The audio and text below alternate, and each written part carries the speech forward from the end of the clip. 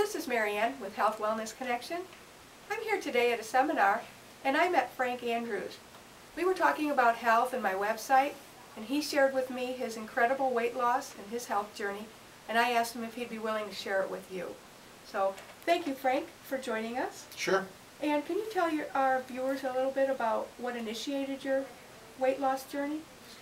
Yeah, it started about a year ago on my 60th birthday, which was a considerable wake-up call for me and my health, and coupled with a well-timed and vigorous push by a beloved family member that helped motivate me in the right direction. And how did you get started? What did you do first? Well, I had talked to a number of people, explored a number of options, and really it's been a two-prong item. One was to find a physical activity I enjoyed, which happened to be bicycling, which I hadn't been doing for the last 40 years for who knows what reason, no good reason. And in terms of diet, eliminating processed sugars and processed flours from my diet, which has made a huge difference to my life. Wow, that'd be amazing. Now, I know there's processed sugar and flour in almost everything we eat. Was it challenging to avoid those after so many years of eating them? And what tips can you offer our viewers for how they can eliminate the sugar from their diet? Well, in terms of tips, one thing I learned was, and I'm not eliminating all sugar, I'm eliminating the added processed sugars, so the fruits and vegetables that have natural sugars don't seem to cause me any problem. One tip that I learned from somebody else was to look at the ingredient labels, not the nutrition part of the label, but the ingredient label of the product.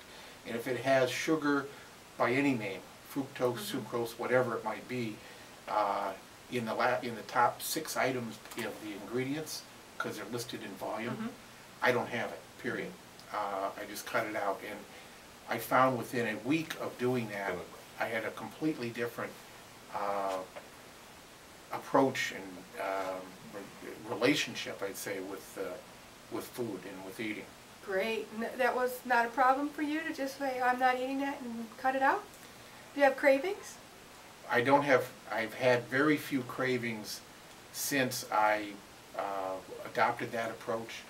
I do, when I deviate from the approach, have some reoccurrence of cravings, which just to me confirms the connection between them. The more you eat, the more you want?